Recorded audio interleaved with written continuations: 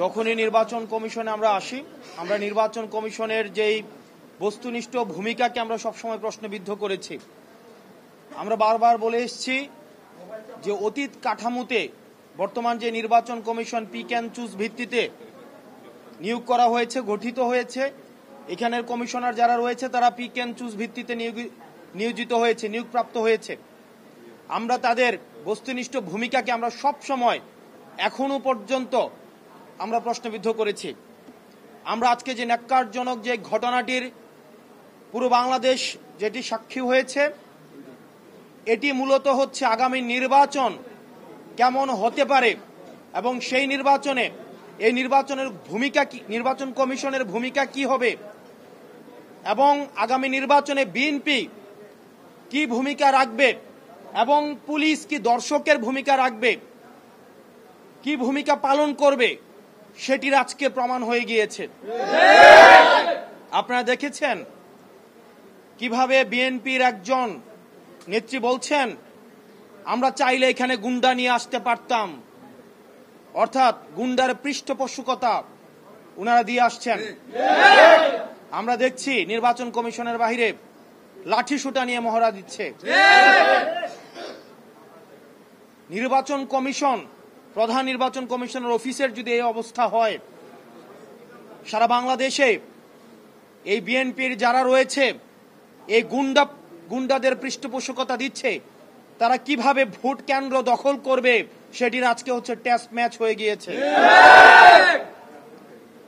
এবং এইসব নেতাকর্মী বাংলাদেশে কিভাবে, হাসিনার সময় আমরা বলতে শুনেছি, হাসিনা বলতো 20টা হুন্ডা 10টা গুন্ডা, নির্বাচন ঠান্ডা। আর আজকে রুমিন ফারহানা, যিনি হাসিনার কাছে ফ্ল্যাটের জন্য আবেদন করেছেন, যিনি হাসিনার পতনে সবচেয়ে বেশি আমার মনে হয় কষ্ট পেয়েছেন, সবচেয়ে বেশি কষ্ট পেয়েছেন, তিনি হচ্ছেন রুমিন ফারহানা। আমরা 15 আগস্টে আওয়ামী লীগ থেকেও বেশি আওয়ামী লীগ পণ্য যাদেরকে মনে হয় তাদের মধ্যে রুমিন ফারহানা অন্যতম। উনি সব সময় বলে থাকেন বিগত 15 বছর নাকি উনি অনেক ভালো ছিলেন। উনি অবশ্যই ভালো থাকবেন, কারণ উনি যত ধরনের আওয়ামী সুবিধা রয়েছে সব ধরনের সুবিধা উনি নিয়েছেন। আজকের নির্বাচন কমিশনের যে ভূমিকা রেখেছেন, আমরা সেই ভূমিকাকে আমরা সবসময় প্রশ্নবিদ্ধ আমরা করে এসেছি। আমরা পুলিশকে দেখেছি এখানে নীরব দর্শকের ভূমিকা পালন করেছে। আমরা দেখলাম পুলিশ আমাদের নেতা কর্মীদেরকে আমাদের কিভাবে নির্বাচন কমিশনে ঢুকতে বাধা দিয়েছে, অন্যদিকে বিএনপির নেতা কর্মীদেরকে কিভাবে ফ্রি এক্সিট দিয়েছে। এবং এই নির্বাচন কমিশন কতিপয় পার্টির এটা পার্টি অফিস হয়ে গিয়েছে। প্রিয় সাংবাদিক বৃন্দ, আমরা বলে এসেছি, বারবার করে বলে এসেছি, আমরা একটি গ্রহণযোগ্য অবাধ নিরপেক্ষ নির্বাচনের দিকে আমরা যেতে চাই। বাংলাদেশের মানুষ গণতান্ত্রিক উত্তরণের জন্য অপেক্ষা করছে, কিন্তু বাংলাদেশের মানুষ আবার গুন্ডাতন্ত্রের দিকে যেতে চায় না। বাংলাদেশের মানুষ আবার 1-11 মঞ্চস্থের জন্য অপেক্ষা করছে না। আবার যদি একটি সুষ্ঠু, অবাধ, আমাদের গ্রহণযোগ্য অন্তর্ভুক্তিমূলক নির্বাচন হতে চায়, তাহলে এই নির্বাচন কমিশনের আমরা বস্তুনিষ্ঠ পেশাদারিত্বের ভূমিকায় আমরা দেখতে চাই। এভাবে নির্বাচন কমিশন যেভাবে দলকানা একটি দলের প্রতি, একটি দলের এজেন্ডা বাস্তবায়নে যেভাবে নির্লজ্জের মতো কাজ করছে, সেটি আমাদের যে নির্বাচনমুখী আমরা হচ্ছি সেটির অন্তরায় বলে আমরা মনে করছি। সেজন্য আমাদের একটি সুষ্ঠু নিরপেক্ষ নির্বাচনের জন্য আমাদের এই নির্বাচন কমিশনকে অবশ্যই আমাদের দল মত নির্বিশেষে নিরপেক্ষ ভূমিকা পালন করতে হবে।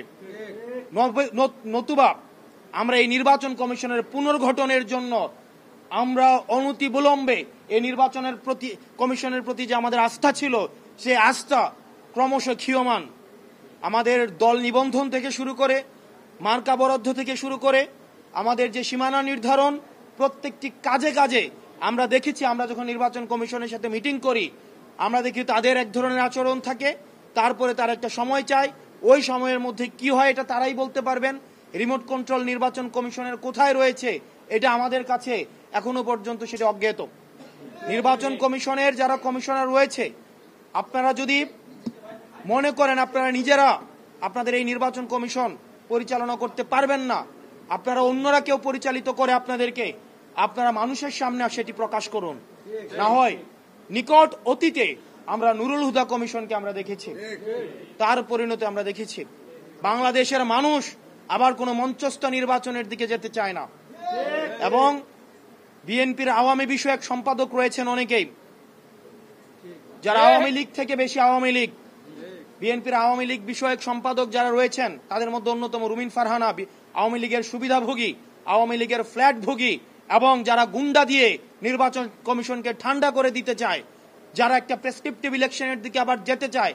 আমরা এই বিএনপির আওয়ামী বিষয়ক সম্পাদকদেরকে বলবো, আপনারা জনগণের পালসকে বুঝুন, 24 পরবর্তী জনগণের পালসকে বুঝুন, নতুবা আবার বাংলাদেশ সংকটের দিকে যাবে। এবং তাদের কারণেই আমরা বিশ্বাস করতে চাই বিএনপি এখনো পর্যন্ত গুন্ডাতন্ত্র, তারা যেই বিএনপির এই ফজলু সাহেব, উনাকে এখনো পর্যন্ত আমরা সম্বোধন করছি, সম্মান দেখাচ্ছি, কিন্তু উনি যে ধরনের বক্তব্য দিচ্ছেন এবং রুমিন ফারহানা যে ধরনের বক্তব্য দিচ্ছেন, যে ধরনের কার্যক্রম পরিচালনা করছেন, আমরা ধরে নিব এগুলো হচ্ছে বিএনপির হাই কমান্ডের ইনস্ট্রাকশন। এবং আজকের নির্বাচন কমিশনে যেই ঘটনাটি ঘটেছে সেই বিষয়ে বিএনপি কি অবস্থান নেয় সেটির প্রতি আমরা নজর রাখব। এবং পুলিশ ভাইরা যারা রয়েছেন, আমরা আপনাদের প্রতি আবেদন জানাবো, আপনারা দয়া করে ক্ষমতামুখী হওয়ার কোনো প্রয়োজন নাই। আপনারা দেখেছেন নির্বাচনের আগের রাতে যে ওসিরা, যে এসপিরা, যে পুলিশরা টাকা খেয়ে নির্বাচন করে দিয়েছে, আমিরামিন নির্বাচন করে দিয়েছে, তাদের আজকে পরিণতি কি হয়েছে। আপনারা জনগণের পক্ষে থাকেন, জনগণ আপনাদেরকে বাঁচাবে। কোন রাজনৈতিক দল আপনাদেরকে শেল্টার দিতে পারবে না। যদি জনগণ আপনাদের পাশে থাকে তাহলে এই হুন্ডা গুন্ডার রাজনীতি বাংলাদেশে আর পুনর্স্থাপিত হবে না। আমরা এই গুন্ডার রাজনীতি আমরা ভারতে পাঠিয়ে দিয়েছি। এখন এই রুমিন ফারহানারা যদি সেটি আবার বাংলাদেশে রিহ্যাবিলিটেট করতে চায়, তাহলে হাসিনার প্রতি তাদের যে আন্তরিকতা, তাহলে হাসিনা যেখানে আছে তাদেরকেও সেখানে চলে যেতে হবে। প্রিয় সাংবাদিক ভাইয়েরা, আমরা এই নির্বাচন কমিশনের বস্তুনিষ্ঠ আচরণ দেখতে চাই। না হয় এই নির্বাচন কমিশন পুনর্গঠনের জন্য এই নির্বাচন কমিশনের আমাদের যে পিক অ্যান্ড চুজ পদ্ধতিতে নির্বাচন কমিশন গঠিত হয়েছে, এই নির্বাচন কমিশনে বিভিন্ন পক্ষের লোক রয়েছে। একজন হচ্ছে বিএনপি পন্থী, কেউ হচ্ছে অন্যপন্থী, কেউ হচ্ছে ডানপন্থী, কেউ বামপন্থী। এই যে পন্থী, আমরা চেয়েছিলাম বাংলাদেশপন্থী নির্বাচন কমিশন। আমরা এই নির্বাচন কমিশনের যে ধরনের অ্যানোমালিজ রয়েছে আমরা খুব শীঘ্রই আপনাদের সামনে উপস্থাপন করব। এবং বাংলাদেশের এনসিপির নেতাকর্মী, আপনারা প্রত্যন্ত এলাকায়, আপনারা প্রান্তিক জনপদে যারা রয়েছেন, সারা দেশের এনসিপির নেতাকর্মীদের প্রতি বিএনপির যে বিমাতা সুলভ আচরণ, সেটির আজকে একটি সিগন্যাল আপনারা পেয়ে গেলেন। আপনাদেরকে সুগঠিত হতে হবে এবং বিএনপির এই যে আগ্রাসী যে মনোভাব রয়েছে, গুন্ডাতন্ত্রের যে মনোভাব রয়েছে, গুন্ডাদের তুষণ এবং পোষণের যে মনোভাব রয়েছে, সেটি থেকে যদি সংস্কার না করে তাহলে তাদের গণপ্রতিরোধের মুখোমুখি হতে হবে। আমরা আনুষ্ঠানিকভাবে নির্বাচন কমিশনে আমরা অভিযোগ দিয়ে যাব এবং আমরা পর্যবেক্ষণ করব নির্বাচন কমিশন এই বিষয়ে কি যথাযথ ব্যবস্থা নেয়। আপনারা ভালো থাকবেন। আপনারা যারা এই নির্বাচন কমিশনের যেসব সাংবাদিক রয়েছেন, আপনাদের কৃতজ্ঞতা জানাচ্ছি, ধন্যবাদ জানাচ্ছি। এবং আমরা আপনাদের পেশাদারিত্ব এবং আপনারা যেই পেশাদারিত্বের পরিচয় দিচ্ছেন সেটির প্রতি আমরা কৃতজ্ঞতা জানাচ্ছি। কিন্তু আমরা সেটিও বিশ্বাস করি, আমরা সেটি জানি যে আপনাদের উপরে বিভিন্ন ধরনের প্রেশার দেওয়া হয়, বিভিন্ন হাউজের প্রেশার দেওয়া হয়। অতীতে যেভাবে আপনারা বস্তুনিষ্ঠ সাংবাদিকতা করেছেন, আপনারা যেভাবে সাহসিকতার পরিচয় দিয়েছেন, আপনাদের সেই সাহসিকতা, যে ধারাবাহিকতা, সেটি অব্যাহত থাকবে। ধন্যবাদ আপনাদেরকে।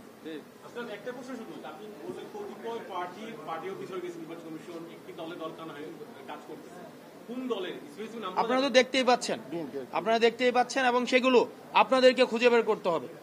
আপনারা যারা সাংবাদিক রয়েছেন, আপনাদেরকে খুঁজে বের করতে হবে যে আসলে বিএনপি এবং জামাত সহ অন্যান্য যে রাজনৈতিক ক্রিয়াশীল যে রাজনৈতিক দলগুলো রয়েছে, তারা এই নির্বাচন কমিশনে কে কতটা কিভাবে প্রভাব বিস্তার করে, এবং যারা এখানে ইলেকশন কমিশনে যে কমিশনাররা রয়েছে তারা ওইসব রাজনৈতিক দলের সাথে কে কিভাবে সম্পৃক্ত এবং কে কাকে মেনটেইন করে। শুধুমাত্র তো নির্বাচন কমিশন না, বাংলাদেশের যে অফিসগুলো রয়েছে, সচিবালয় থেকে শুরু করে বাংলাদেশের পুলিশ, বাংলাদেশের যে অফিসগুলো রয়েছে সেগুলো আমরা শুনতে পাই, এগুলো আপনাদের দায়িত্ব, আপনারা খুঁজে বের করবেন। আমরা শুনতে পাই এগুলো এখন বিভিন্ন জায়গা থেকে নিয়ন্ত্রণ করে। আমরা বেগম দেশনেত্রী বেগম খালেদা জিয়ার পিএস আব্দুল সাত্তার সাহেব, আমরা ওনার নাম শুনছি এখন, উনি নাকি এখন অনেক কিছু নিয়ন্ত্রণ করেন এবং যে সচিবালয়ের বাইরে নাকি একটা শেডু সচিবালয় এখন স্থাপন করেছে। এখন সেগুলো গণমাধ্যমে আপনারা যারা রয়েছেন আপনাদের সেটি দায়িত্ব খুঁজে বের করা এবং জনগণের সামনে সেগুলোকে উন্মোচিত করা।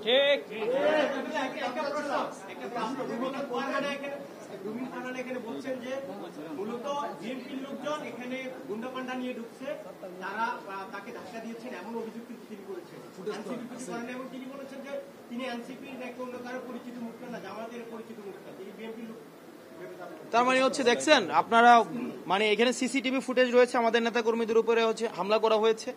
আবার আমরা যদি রুমিন ফারহানের কথাই ধরে নেই, নিজ দলের মধ্যে এখনো পর্যন্ত কমান্ড নিশ্চিত করা হয়নি। মানে বিএনপির নেতা কর্মীরা উনার কথা মতেই উনাকে সেখানে হচ্ছে ধাক্কা মেরে ফেলে দেয়, এটা খুবই শেম।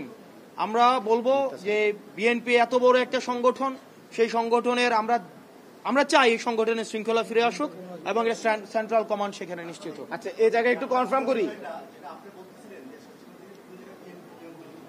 আমি তো বলি না, আপনি তো আমারটা বলে দিলেন,